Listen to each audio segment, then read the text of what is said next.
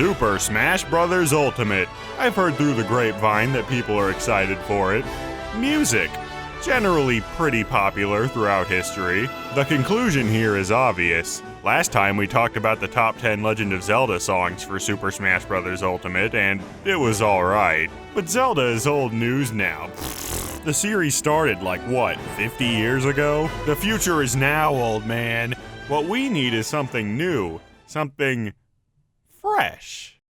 Splatoon's music is, different, to say the least, and I mean that in the best way possible. So many genres are covered, every song has its own weird fusion of styles, all kinds of offbeat melodies and incomprehensible lyrics. There's nothing else quite like it, not to mention that there are tons of in-universe bands and musicians, the most prominent characters of each game are pop stars, the main villain is a DJ, and in the end of all 3 campaigns, it's music that ends up saving the day. So I think it's pretty safe to assume that music is pretty integral to this series, and that fact is sure to carry over into Smash. So far we have Splatack and pretty much every single Squid Sisters song I was going to put on this list, so if you're wondering why those aren't present, well, there you go. I won't be playing the full songs this time, so if you ever want to listen to them completely, then check the pinned comment down below. I never thought I'd hear a song that manages to sound so nasty, and I mean that as a compliment.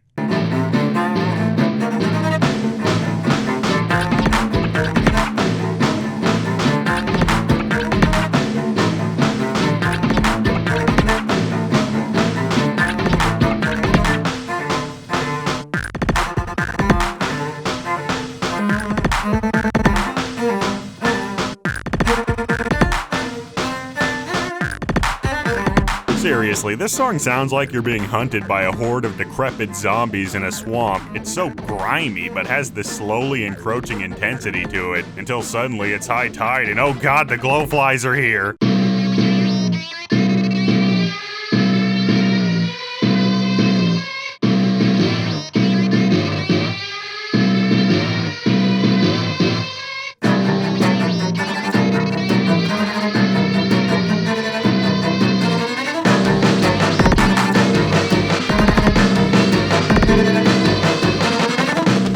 I could be so impressed by a cello. This song would fit well into Smash, for both representing the fan-favorite new mode and for showing a different, ironically less clean side to Splatoon's music.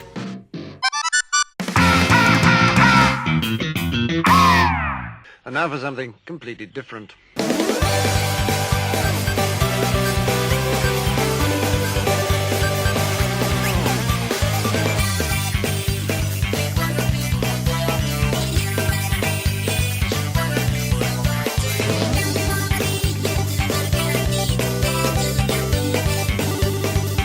The most upbeat song in Splatoon. I can't help but have a smile on my face while listening to it.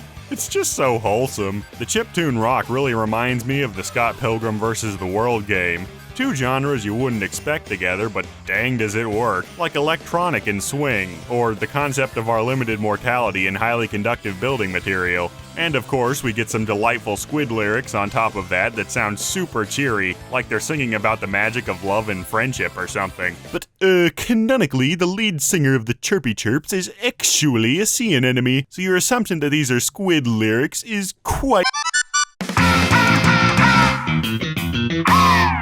Speaking of swing, have you ever wondered what would happen if somebody repeatedly swung their face into a piano and it actually sounded good?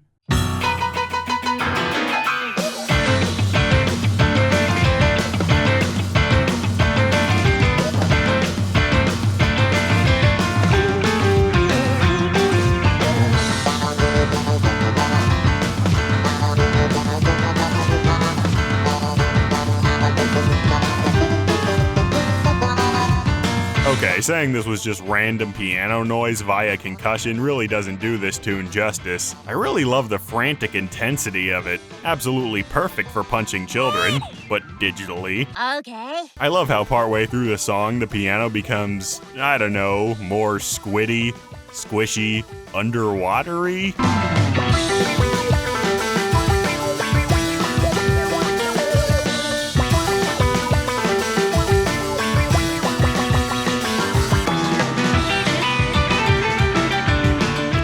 hard to describe, but it sounds great. The Chirpy Chirps are back, and as one of the only background bands to feature in both games, it figures that they'd have the experience to come back better than ever. This song has the same rock chiptune style as their other works, and it's all excellent. But I think we can all agree here that the retro breakdown halfway through is one of the best things to ever grace my unworthy eardrums.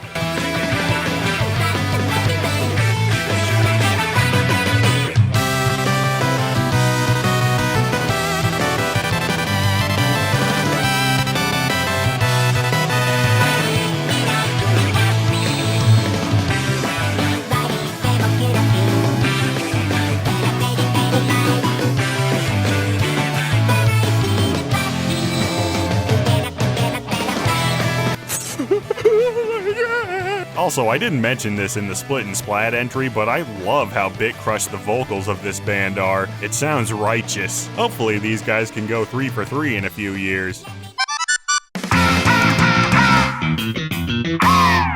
This entry is a bit different because I'm gonna cave in and put both Ink Theory songs in here. Remember Hooked? Now imagine that cranked up to 11. Slamming your face into a piano. This is like an entire jazz band having a seizure.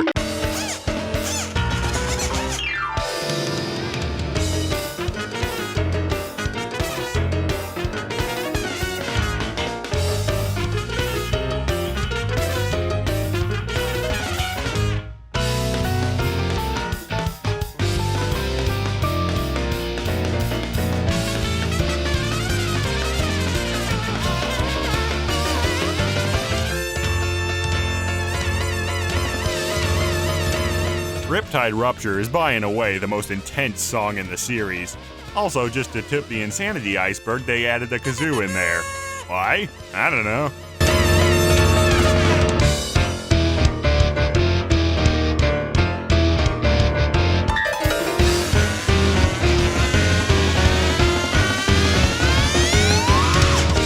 Meanwhile, Broken Coral is more subdued, but that's only by the first song's standards. I think where this song really shines is in the latter half, where it drops this upbeat trumpet and piano melody.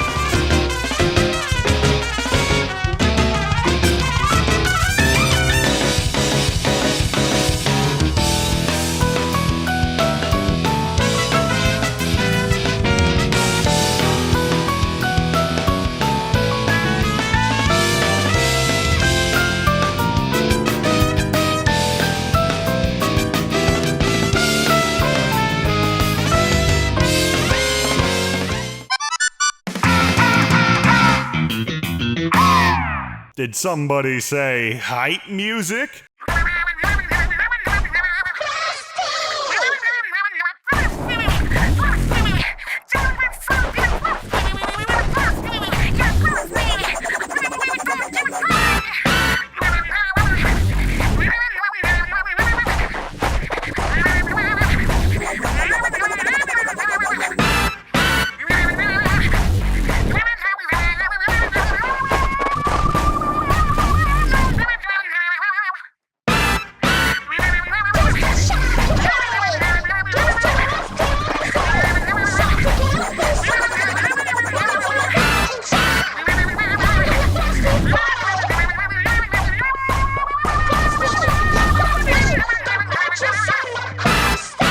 If there's any song out there that gets you primed to kick some cephalopods square in the scrotum, then this is it. Well, actually, do cephalopods even have scrotum? Well, whatever. When I first heard this song in the Octo expansion announcement trailer, it was love at first sight. The percussion, the vocals, the bassy electronics. This song is frankly off the hook. Oh my god. Speaking of which, I love how this song really lets the personality of the band shine through. I think Marina's soulful singing and Pearl's sick rap breakdowns are the best they ever were in this song. Plus, on top of that, it's basically the Octo expansion's main theme, and what better way to advertise the add-on than by putting this song in Smash? Well, there are a lot of better ways, but this would still just be good business sense. Anyways, play me out, I guess. Oh, and thanks for watching the video. If you liked it, then subscribe, yeah?